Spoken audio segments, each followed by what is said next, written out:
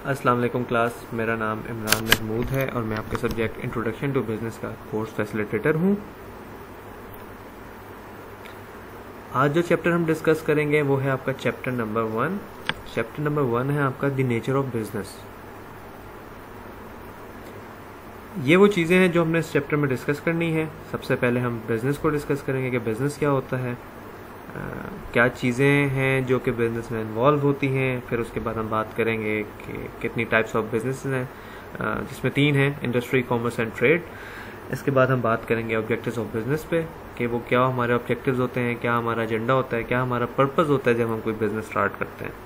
इसके बाद हम क्वालिटीज़ पे बात करेंगे एक सक्सेसफुल बिजनेसमैन की जो होती हैं, और एंड में हम जिस बात पे डिस्कशन करेंगे वो है हमारा कि वो कौन सी प्रॉब्लम्स होती हैं, कौन से वो हर्डल्स होती हैं, कौन सी वो कंस्ट्रेंट्स होती हैं जो कि स्टार्टअप के टाइम पे एक कंपनी फेस करती है, एक बिजनेसमैन फेस करता है।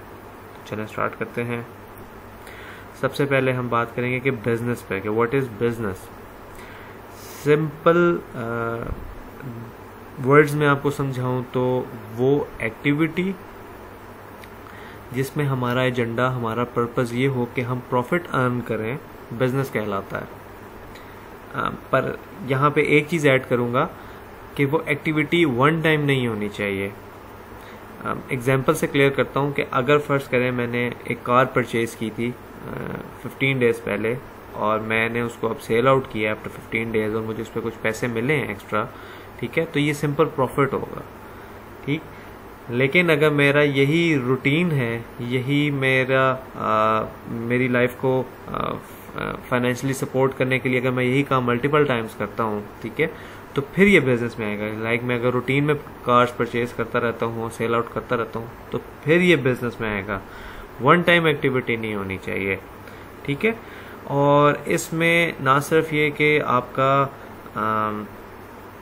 मतलब पैसों के मुतालिक ही बात हो सकती है, साथ साथ आप एक्सचेंज पे भी बात कर सकते हैं, ठीक है। एक्सचेंज की एग्जांपल से आपको क्लियर करता हूँ कि पुराने वक्तों में पैसे नहीं हुआ करते थे, ठीक है, तो लोग एक्सचेंज ऑफ गुड्स भी कर लिया करते थे। लाइक मैंने क्या किया कि मेरे पास फर्ज करें कि गंदम है और मुझको कुछ ऊंट की ज़रूरत है, कुछ बकरियों की ज़रूरत है, ठीक है, कुछ, तो मैं क्या करूँगा कि जिस बंदे के पास ये चीज़ें होंगी तो मैं उससे जाके डील कर लूँगा कि मैं आपको 10 बोरियां गंदम की दे देता हूँ और उसके अगेंस्ट में आपसे कुछ कैमल्स ले लेता हूँ, कुछ गोट्स ले लेता हूँ, ठीक है। तो ये भी बिजनेस में आता है। तो म्यूचुअल गेन होना चाहिए आपका, ठीक है। प्रॉफिट भी हो सकता है इन टर्म्स ऑफ मनी और आपके दूसरी चीज़ें भी हो सकती हैं, ठीक है। कौन सी वो चीज़ें होती हैं जो बिजनेस में इन्वॉल्व होती हैं, ठीक है। गुड्स एंड सर्विसेज की हम बात करते हैं। गुड्स की हम सबसे पहले बात करते हैं कि गुड्स क्या क्या हो सकते हैं। जो भी टेंजिबल चीज़ें होती हैं ना आपकी, ठीक है, ये सारी गुड्स में आ जाती हैं। आपके टूथपेस्ट हो गया, आपका पेन हो गया, आपका लैपटॉप हो गया, आपका फर्नीचर हो गया, आपकी लाइट्स हो गई, घरों में जो केबल्स लगी होती हैं ये हो गई, वायर्स जो होती हैं, ठीक है, ये सारी की सारी गुड्स में आ जाती हैं, ठीक है। और सर्विसेज में क्या होती हैं, एग्जांपल से क्लियर करता हूँ आपको। आपने फर्ज करें कि कहीं पे जाना है, लाइक लाहौर जाना है आपने, ठीक है, तो आप क्या कर सकते हैं कि आप किसी बस में ट्रैवल कर सकते हैं, आप ट्रेन में ट्रैवल कर सकते हैं, ठीक है। तो पाकिस्तान रेलवेज सर्विसेज दे रहा है आपको, ठीक है, ट्रांसपोर्टेशन की। आपको फैसल मूवर्स, बिलाल ट्रैवल्स, ये आपको ट्रांसपोर्टेशन की जो है वो फैसिलिटी दे रहा है, ठीक। आपने कोई लेटर है जो भेजना है कराची में, तो आप TCS को यूज़ कर सकते हैं, ठीक है। तो TCS जो है वो एक आपको सर्विसेज दे रहा है, तो ये सर्विस में आ जाती हैं चीज़ें। इसके बाद हम बात करते हैं प्रोडक्शन की। कंपनीज होती हैं जो कि चीज़ें प्रोड्यूस करती हैं। सीमेंट इंडस्ट्री वाले जो है वो सीमेंट प्रोड्यूस करते हैं। इस तरह की मुख्तलिफ कंपनीज हैं वो चीज़ें प्रोड्यूस करती हैं। मोबाइल सैमसंग है वो इलेक्ट्रॉनिक्स में बहुत ज़्यादा अच्छा है, ठीक है। HP जो है वो कंप्यूटर्स बनाता है, लैपटॉप्स बनाता है, प्रिंटर्स बनाता है, ठीक है। तो ये प्रोडक्शन में ये आ जाएंगी चीज़ें। परचेज़ की बात करते हैं तो कुछ कंपनीज हैं या कुछ लोग हैं जो कि चीज़ें परचेज़ करते हैं और फिर दूसरी सिटी में जाके या दूसरे एरिया में जाके लोगों को वो सेल आउट कर देते हैं, ठीक है। ये भी आपका आ जाता है। एक्सचेंज में मैंने जैसे पिछली स्लाइड में भी बात की थी कि एक्सचेंज में क्या होता है कि आप जो है किसी चीज़ के आवाज़ जो है कुछ और चीज़ उससे ले लेते होते हैं, ठीक है। लाइक मैंने भी आपको एग्जांपल दी थी, पुराने वक्तों में जब करेंसी नहीं होती थी तो लोग अपनी कुछ चीज़ें दे के उसके अगेंस्ट कुछ और चीज़ ले लिया करते थे, ठीक है। प्रॉफिट मोटिव होता है। अब तो बिजनेस में मोस्टली यही होता है कि हम एक्सचेंज नहीं करते हैं, ज़्यादातर प्रॉफिट ही होता है हमारा मेन एजेंडा, कि हम पैसों के अगेंस्ट जो है वो अपना बिजनेस करें, ठीक है। कैपिटल इन्वेस्टमेंट एक चीज़ होती है। कैपिटल इन्वेस्टमेंट होता है ये है कि आप जो है वो पैसा इन्वेस्ट करना है, ठीक है, पैसा इन्वेस्ट करते हैं। बिजनेस में आपकी जो कैपिटल इन्वेस्टमेंट है वो डिफरेंट होती है, बिजनेस टू बिजनेस बहुत ज़्यादा वेरी करता है। कुछ चीज़ें होती हैं जो आप जीरो इन्वेस्टमेंट से स्टार्ट कर सकते हैं। लाइक अगर आपके पास कोई एक स्किल है, ठीक है, आप कंप्यूटर प्रोग्रामर हैं, तो आपको क्या करना है कि आपने एक प्रोफाइल बनानी है किसी एक ऐसी जगह पे, किसी एक वेबसाइट पे, लाइक फाइवर होगी या अपवर्क होगी, ठीक है। तो वो जीरो इन्वेस्टमेंट से आपका एक बिजनेस स्टार्ट हुआ है।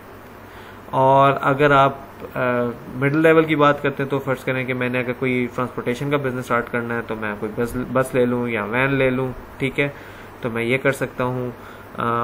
कैपिटल में अगर आप बड़े पैमाने पे बात करते हैं तो ये जो माइनिंग होती हैं जहाँ पे ये मिनरल्स और इस तरह की चीज़ें एक्सट्रैक्ट करने की कोशिश कर रहे होते हैं, यहाँ पे बहुत ही ज़्यादा कैपिटल चाहिए होती है, इन्वेस्टमेंट, तो ये चीज़ भी आपकी बिजनेस में आ जाती है। रिस्क के मुतालिक हम बात करते हैं कि बिजनेस में रिस्क होता ही होता है, ठीक है, लॉस भी होता है, प्रॉफिट भी होता है, कंपनीज जो हैं वो फेल भी होती हैं, कुछ सक्सेसफुल भी हो जाती हैं। तो और बिजनेस में एक स्टेटमेंट बहुत ज़्यादा बोली जाती है कि वो बिजनेस जिसमें ज़्यादा रिस्क होता है उसमें उतना ही फिर प्रॉफिट भी होता है, ठीक है। फिर बात करते हैं कंपटीशन पे। कंपटीशन क्या होता है, देखें कुछ चीज़ें होती हैं जो आप किसी और कंपनी को देख के अपनी इंट्रोड्यूस करते हैं। एप्पल की एग्जांपल देता हूँ, बहुत कंपनी जो थी वो मोबाइल फ़ोन्स ले आई थी, टच मोबाइल्स भी ले आई थी, और इस तरह से एप्पल ने क्या किया था, उनको देख के अपनी चीज़ें निकालना स्टार्ट की थी, ठीक है, पर ज़्यादा बेहतर तरीके से उन्होंने निकाली थी। तो ये आपकी कंपटीशन में आ जाती है। कंपटीशन में ये भी होता है कि मैं जो है वो बेहतर से बेहतर प्रोडक्ट निकालता रहूँ। चेंज जो है, मैं इसको कंपटीशन के साथ रिलेट करता हूँ कि आपने एक चीज़ निकाल दी है, लाइक मैंने एक सेल फोन निकाला है, एक मोबाइल है सिंपल, ठीक है, बटन्स वाला, तो साथ साथ टेक्नोलॉजी चेंज होती रही, लोगों की रिक्वायरमेंट्स चेंज होती रही, लोगों वो की नीड्स चेंज होती रही, ठीक है। तो क्या हुआ कि उन्होंने बटन से जो है वो फिर बड़ी स्क्रीन पे आए, ठीक है, टच स्क्रीन पे आए, फिर बेहतर वाली टच स्क्रीन पे आए, फिर क्वालिटी वाइज वो स्क्रीन्स आ गई जो बहुत ही अच्छी देखने में लगती हैं, ठीक है, फिर कैमराज। तो ये चीज़ें जो हैं वो चेंज आप एनवायरनमेंट के हिसाब से करते रहे, टेक्नोलॉजी के हिसाब से चेंज करते रहे, लोगों के टेस्ट के हिसाब से चेंज करते रहे, ठीक है।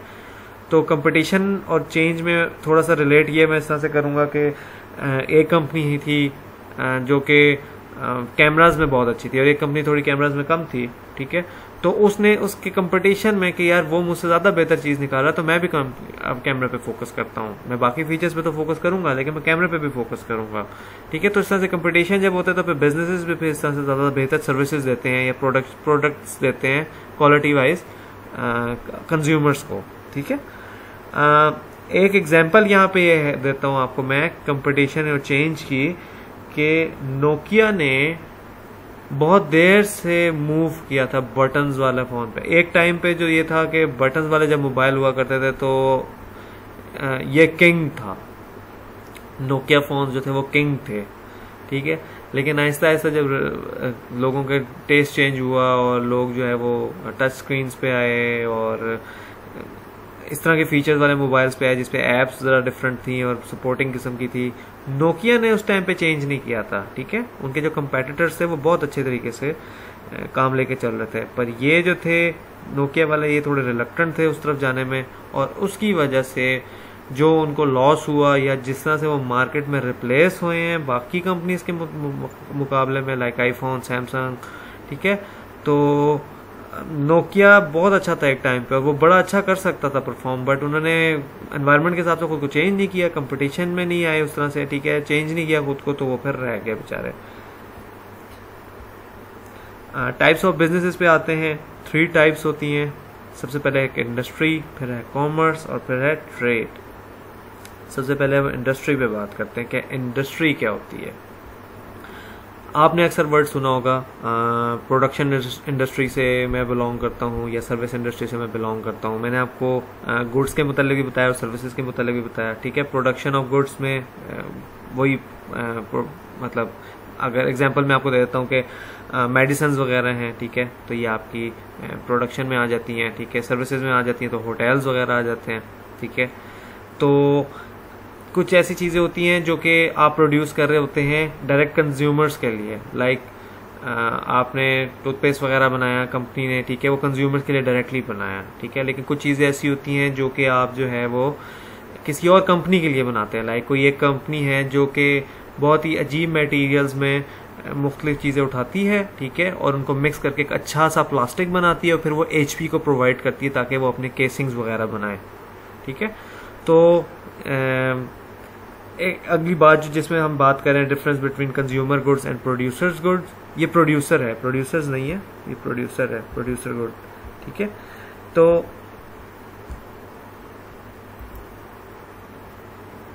कंज्यूमर गुड्स वो होते हैं जो कि हम डायरेक्टली कंज्यूमर के लिए बनाते हैं। कंज्यूमर वो होते हैं जो उसको फाइनल जो कंज्यूम कर रहा होता है, ठीक है। लाइक मैंने टूथपेस्ट इस्तेमाल करना है, ठीक है, मैं उसका कंज्यूमर हूँ, ठीक है। तो जो मुझको वो प्रोवाइड कर रही है कोई कंपनी, तो ये कंज्यूमर गुड्स में आ जाएगी।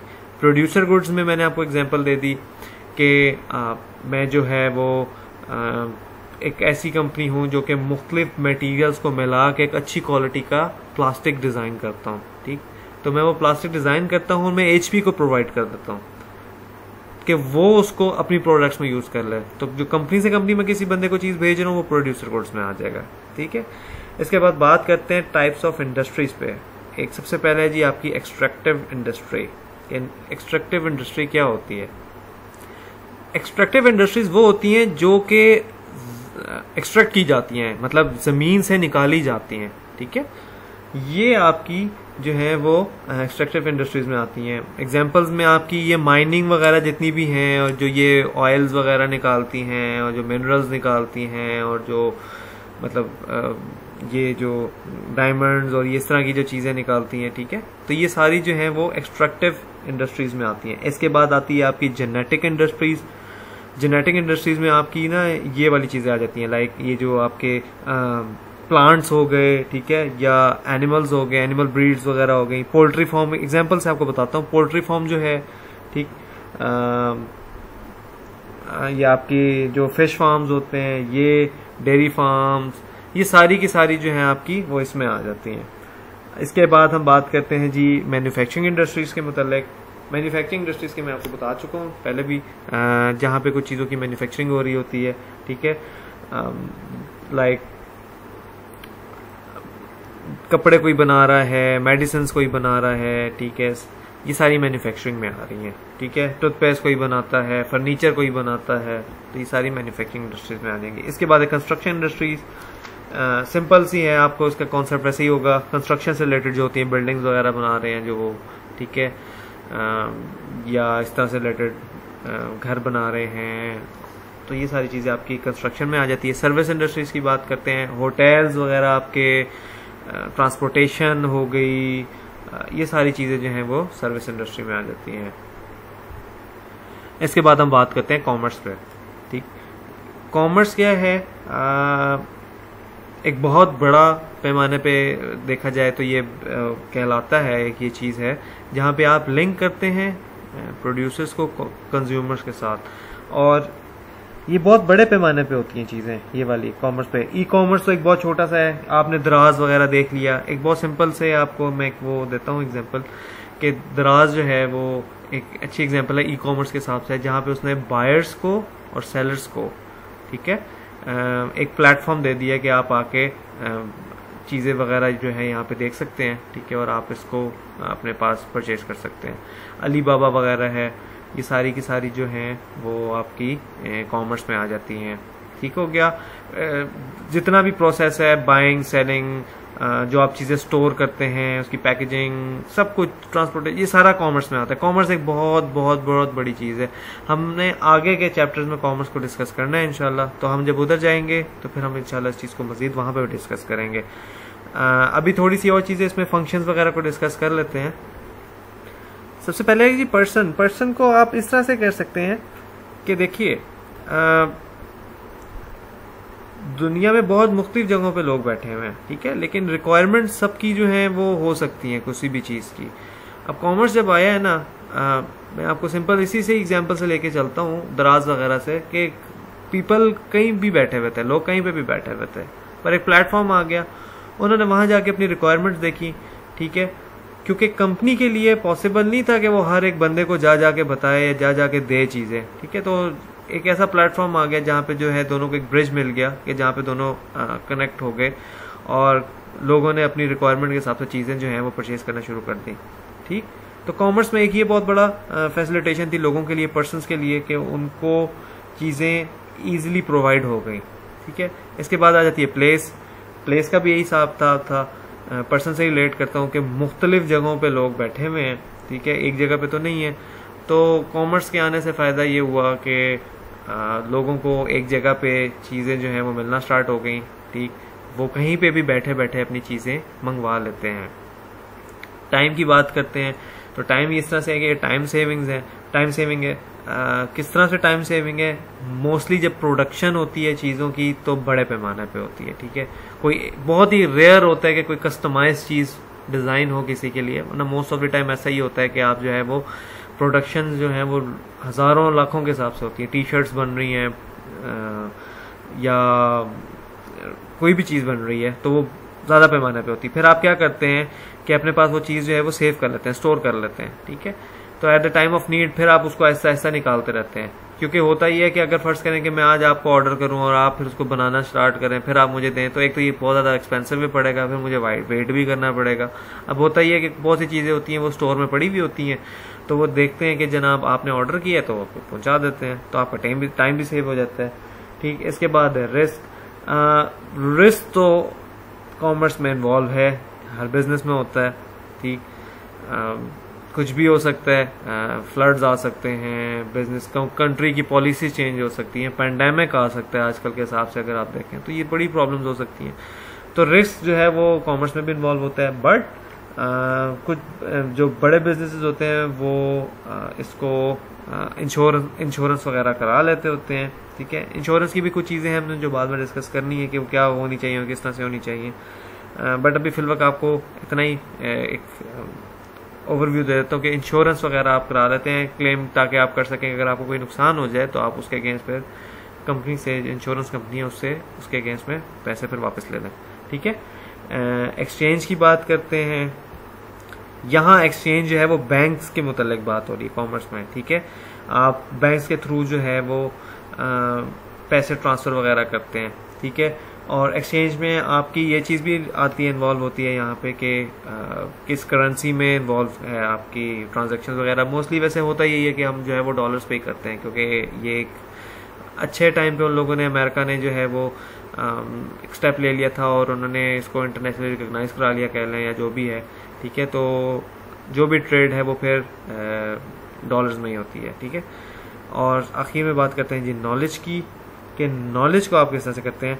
कॉमर्स में ये होता है कि जिस तरह से मैंने बताया कि बहुत सी चीज़ें इन्वॉल्व हैं, उसमें एडवर्टाइजिंग वगैरह भी है, ठीक, और प्रोडक्ट की नॉलेज देना भी उनमें आ जाती है कि लोगों को बता देते होते हैं कि ये चीज़ जो है वो इस फ़ायदे के लिए है, इस फ़ायदे के लिए, ठीक है, ये इस तरह से है, ये इस तरह से है।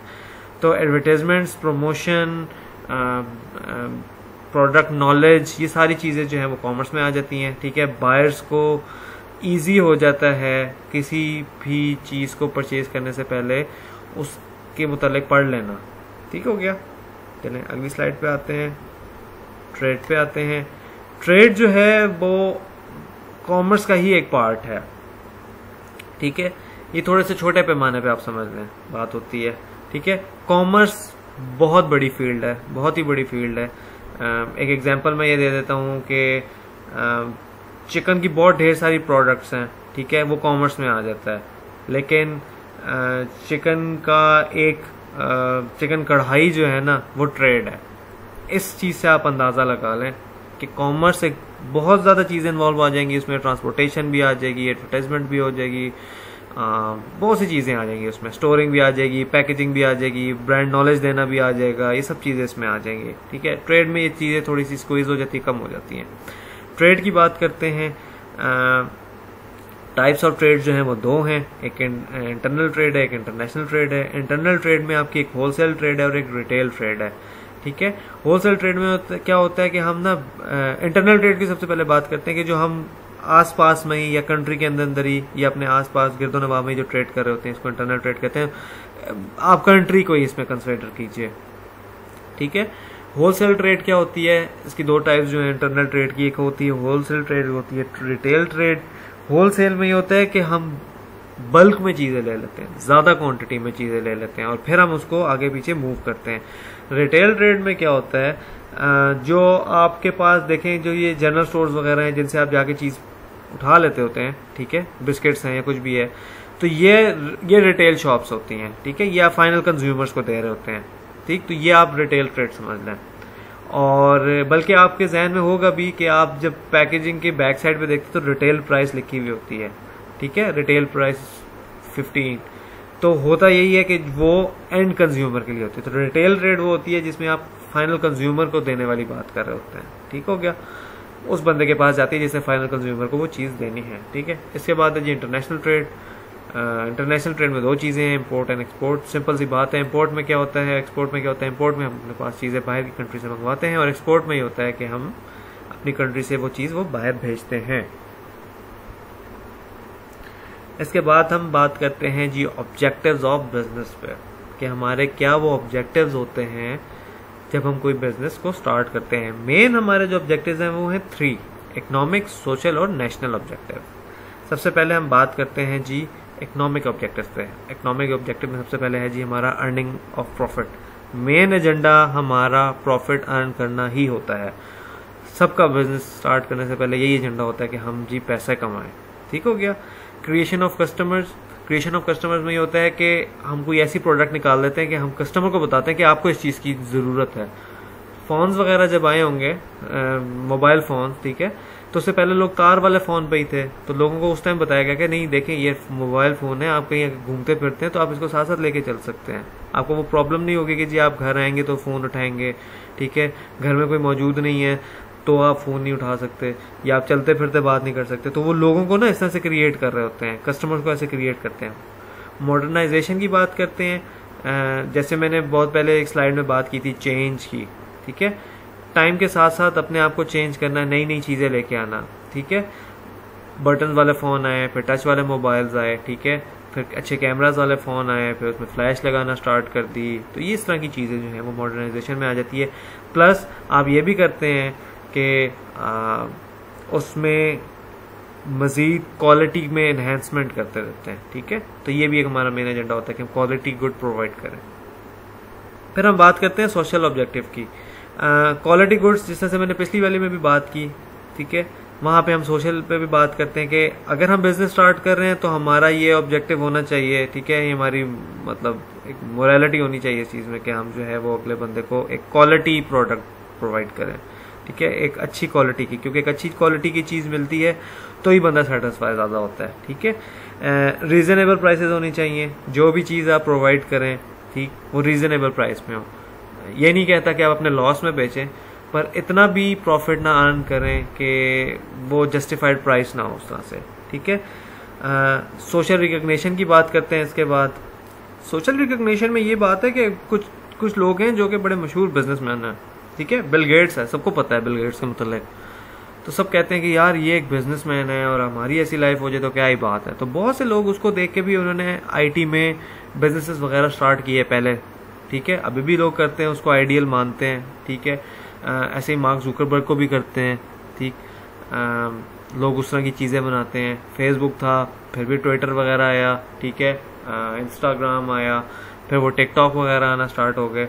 ऑल्दो वो मार्केट में ऑलरेडी बहुत ज़्यादा इन है, पर लोगों ने उसको उससे इंस्पायर होकर चीज़ें निकालना स्टार्ट की हैं। ठीक है, कि वो उसका इतना अच्छा लिविंग स्टैंडर्ड है, वो इतने रिप्यूटेबल हैं, एक्सेट्रा एक्सेट्रा।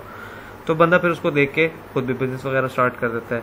ठीक है, इन्वेस्टमेंट अपॉर्चुनिटी बहुत से लोगों के पास होता है, डिस्पोजेबल इनकम होती है। ठीक है, मतलब एक्स्ट्रा पैसे होते हैं। सिंपल वर्ड्स में आपको बताता हूँ कि एक्स्ट्रा पैसे होते हैं, ठीक है, वो क्या करते हैं कि कुछ लोगों के पास टाइम नहीं होता कि वो अपना बिजनेस वगैरह स्टार्ट कर सकें, या कुछ लोग ऐसे होते हैं जिनको बिजनेस की इतनी नॉलेज नहीं होती, लेकिन उनके पास पैसा कहीं से आ चुका होता है, इनहेरिटेंस में से आ चुका हो या किसी भी तरीके से, ठीक है, तो वो फिर इन्वेस्टमेंट कर लेते होते हैं और बिजनेसेस में।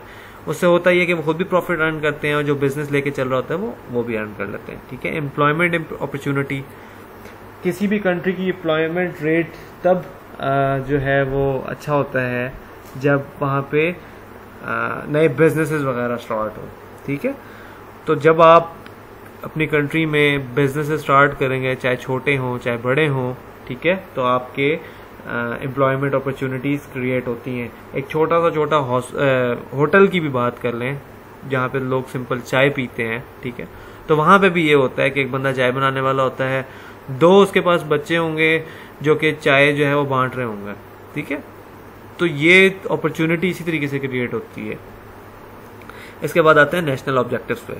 नेशनल ऑब्जेक्टिव्स क्या होते हैं? सबसे पहले कि जी डेवलपमेंट क्या होती है कि जी कंट्री डेवलप होगी, ठीक है, बिजनेस ज़्यादा आएंगे, लोगों का रहन सहन अच्छा होगा, इकोनॉमी अच्छी होगी, ठीक है, इकोनॉमी डेवलपमेंट जो है वो इस चीज़ में आ जाएगी। फॉरेन एक्सचेंज रिजर्व्स इसमें आपके अच्छे होने शुरू हो जाएंगे। फॉरेन एक्सचेंज रिजर्व्स ये होते हैं कि आपके पास जो है वो हम मोस्टली अब तो जैसे डॉलर है आजकल, ठीक है, तो डॉलर्स ही कोई आप कंसिडर करें कि डॉलर्स ही सबके पास, गोल्ड डॉलर्स ये आप अपने पास सेफ रखते हैं कि ताकि बैड टाइम्स में या क्राइसिस आ जाए, कुछ आ जाए, तो आप उसको सेल करके, ठीक है, अपने मुल्क के उनको क्राइसिस से निकाल सकें, ठीक हो गया। फॉरेन एक्सचेंज रिजर्व जो है वो आपको अभी फाइनेंस के सब्जेक्ट जब आप इंशाल्लाह पढ़ेंगे उसमें ये चीज़ें डिटेल में डिस्कस हुई हुई हैं, ठीक है। इसके बाद रिसर्च एंड डेवलपमेंट है।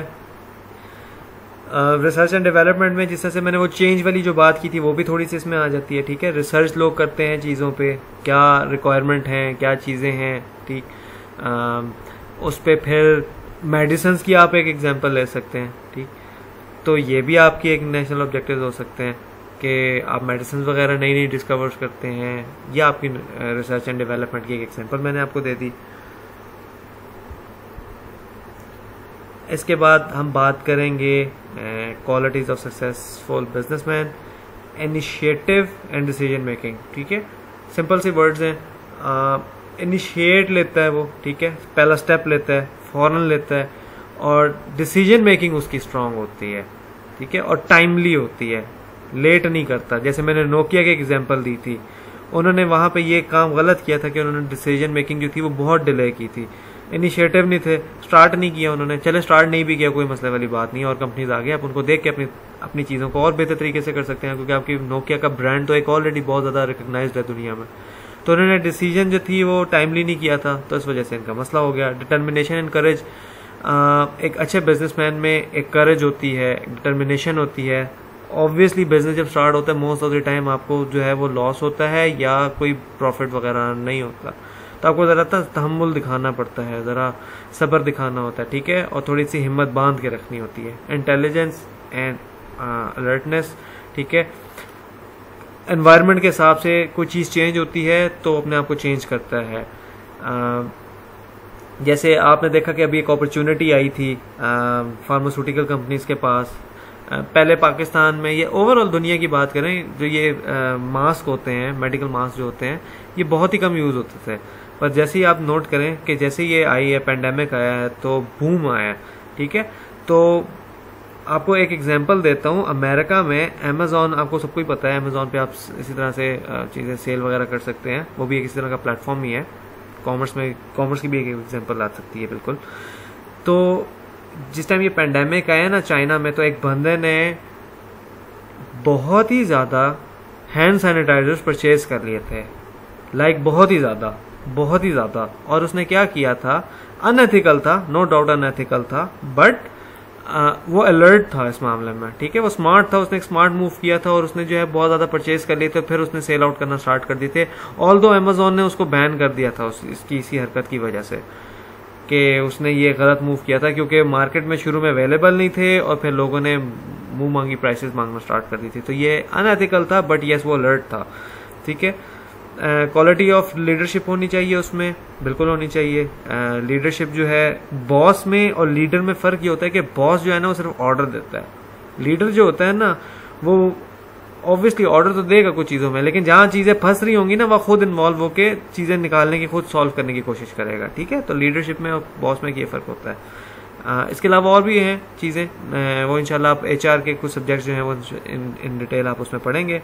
बिजनेस मोरालिटी होनी चाहिए, एक नंबर चीज़ देनी चाहिए, क्वालिटी वाइज अच्छी होनी चाहिए, 2 नंबरी नहीं करनी चाहिए, पेमेंट्स में तंग नहीं करना चाहिए। ये सारी चीज़ें आपकी इस चीज़ में आ जाती हैं। ठीक है, ट्रेनिंग एंड एजुकेशन के लोगों को भी ट्रेनिंग दे, ठीक है, खुद भी ट्रेनिंग ले, मार्केट की एजुकेशन रखे अपने पास, ये सारी चीज़ें इसमें इन्वॉल्व होती हैं। आप जैसे BBA की डिग्री कर रहे हैं, ऑब्वियसली आपकी बेहतर एक ग्रूमिंग हो चुकी होगी जब आप इंशाल्लाह डिग्री कंप्लीट करेंगे एक बिजनेस स्टार्ट करने की, एज कम्पेयर टू अगर एक आपके सामने एक ऐसा बंदा आ जाए जिसका कोई नॉलेज, कोई बैकग्राउंड ऐसा नहीं है। ठीक है, रेगुलरिटी एंड रिलायबिलिटी होनी चाहिए। जैसे बिजनेस मोरालिटी की मैंने बात की कि आप रिलायबल होने चाहिए। ठीक है, पेमेंट्स में आप तंग ना करें किसी को, टाइमली पेमेंट्स दें, टाइमली गुड्स दें। मैं आपसे आके बात करता हूँ कि मुझे ये चीज़ें इतनी क्वांटिटी में चाहिए, और ये ना हो कि आप मुझे एंड टाइम पे आके कह दें कि मैं वो नहीं कर सकता।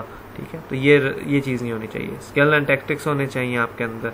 ठीक है, मार्केट हिसाब से अपने स्किल्स को आप एनहांस करते रहें। ठीक है, आपके पास अच्छे टैक्टिक्स होने चाहिए लोगों के साथ डील करने में, क्योंकि आपकी डेली बेसिस पे बेइंतहा लोगों से डीलिंग होती है, बातचीत होती है। तो बेहतर यही है कि आप अपने अंदर जो है वो ऐसे कन्विंसिंग पावर लेकर आएँ, इस तरह की बात करें, इस तरह से बात करें कि लोग आपको पसंद करें। ठीक है, adaptation and sharp memory. Adapt कहते हैं चेंज करने को, अडॉप्ट करते हैं किसी चीज़ को, अडॉप्ट को उर्दू में क्या कहते हैं आई डोंट नो। अडॉप्ट मतलब आपने अडॉप्ट कर लिया किसी चीज़ को, आपने उस चीज़ को अपने ऊपर वो कर लिया। अडेप्ट कहते हैं चेंजेबल। ठीक है, आप चेंज कर सके खुद को। ठीक है, तो एनवायरनमेंट के हिसाब से अपने आप को चेंज कर सकें। नोकिया की वही एग्जांपल कि उन्होंने अडेप्ट नहीं किया मार्केट के हिसाब से। ठीक है, शार्प मेमोरी आपकी अच्छी होनी चाहिए, एक अच्छे बिजनेसमैन की एक निशानी होती है। पेमेंट्स के मामले में हो किसी से, या किसी के साथ पर्सनल रिलेशनशिप इस तरह से हो, क्या उसने अगर एक दफ़ा डील की है तो आप उसको कहें कि हाँ मुझे याद है कि आप मुझसे 2 साल पहले भी कुछ चीज़ें परचेज करके गए थे, मुझे याद है। ठीक है, तो ऐसी मेमोरी होनी चाहिए आपकी। ठीक हो गया, मोरल कैरेक्टर उसका अच्छा होना चाहिए। इसके बाद हम आखिरी स्लाइड पे बात करते हैं। आखिरी स्लाइड है आपकी कि जी कौन सी वो प्रॉब्लम्स हैं जो कि बिजनेस स्टार्ट करते हुए बिजनेसमैन फेस करता है। एक स्टार्टअप कंपनी होती है जो कि कंपनी बिल्कुल स्टार्ट हो रही हो। ठीक है, उसको स्टार्टअप कंपनी कहते हैं। सबसे पहले जो है जी बिजनेस, क्या बिजनेस स्टार्ट करना चाहिए, ये एक इम्पोर्टेंट क्वेश्चन होता है। ठीक है, आप इस पे बैठ के सोचते हैं कि अच्छा मेरा इंटरेस्ट किस बिजनेस में है। मैं कहता हूँ कि जी मेरा इंटरेस्ट जो है वो होटल में है। ठीक है, मैं कुछ खाना वगैरह का काम स्टार्ट करना चाहता हूँ। तो ये एक इम्पॉर्टेंट डिसीजन होता है। मैं IT में नहीं जा सकता क्योंकि मैं पर्सनली मेरी IT का बहुत ज़्यादा बैकग्राउंड नहीं है। ठीक है, तो मैं कोई इस तरह की सर्विस इंडस्ट्री नहीं स्टार्ट कर सकता जो कि लोगों को प्रोग्राम या वेबसाइट्स या इस तरह की चीज़ें बना कर दे सके। ठीक है, प्रोडक्ट्स की बात करते हैं कि क्या प्रोडक्ट आप ऑफर कर सकते हैं।